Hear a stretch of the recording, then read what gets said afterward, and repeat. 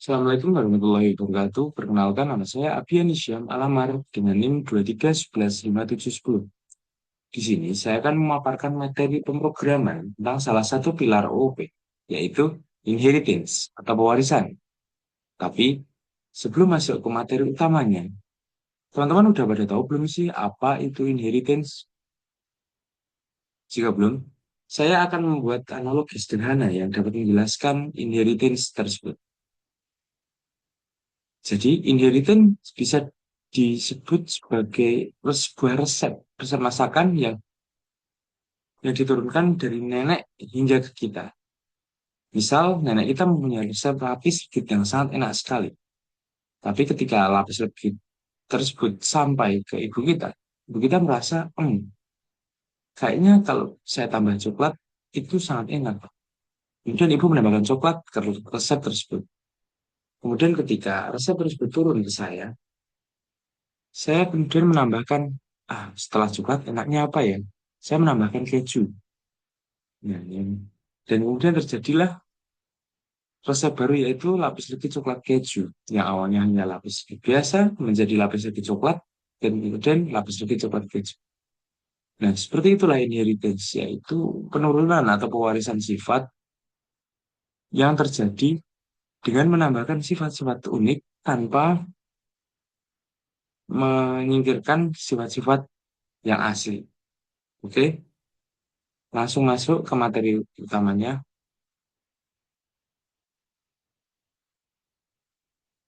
Oke, inheritance. Apa sih inheritance itu secara harfiah? Jadi, secara harfiah, inheritance atau pewarisan adalah kemampuan sebuah kelas untuk mewarisi properti dan metode dari kelas lain. Nah, di dalam inheritance ini, kelas asal atau kelas yang memberikan sifat yang diturunkan itu disebut parent class. Dan kelas yang menerima sifat-sifat yang diwarisi atau sebagai pewaris itu disebut child class. Inheritance itu juga punya fungsi, teman-teman, atau manfaat. Jadi, manfaat inheritance itu salah. Yang pertama, itu adalah code reusability atau penggunaan kode berulang. Nah, gimana sih maksudnya penggunaan kode berulang? Jadi, ketika sebuah program kita menggunakan inheritance,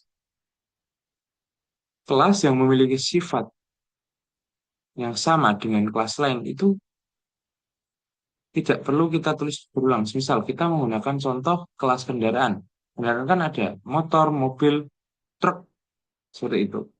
Nah, apa sih yang sama dari mereka? Mobil, motor, dan truk itu kan sama-sama punya roda. Nah, jadi sebelum kita membuat kelas mobil, motor, dan truk, kita terlebih dahulu membuat kelas kendaraan yang berisi roda. Jadi, ketika kita membuat kelas mobil, motor, dan truk, kita tidak perlu menuliskan roda lagi. Jadi, itu lebih efisien. Kemudian yaitu kelas hierarki atau hierarki kelas. Jadi, kita tahu nih, mana sih yang kelas utama yang memiliki fungsi lebih banyak, mana kelas turunan yang memiliki fungsi lebih sedikit. Jadi kita tahu mana program yang lebih esensial, mana program yang lebih spesifik seperti itu penjelasannya. Itu contoh implementasi inheritance ya. Jadi sebelum kita membuat kelas child class mobil, kita terlebih dahulu membuat child class kendaraan yang mana kendaraan itu berisi roda, kecepatan, dan bergerak. Nah, dalam child class mobil juga, itu ada apa aja sih? Ada AC dan bunyi klakson. Jadi, dengan kita memanggil mobil nanti, mobil itu sudah otomatis ada properti jumlah roda, kecepatan, dan bergerak. Jadi kita tidak perlu menulis secara berulang-ulang. Oke, sekian pemaparan materi inheritance dari saya.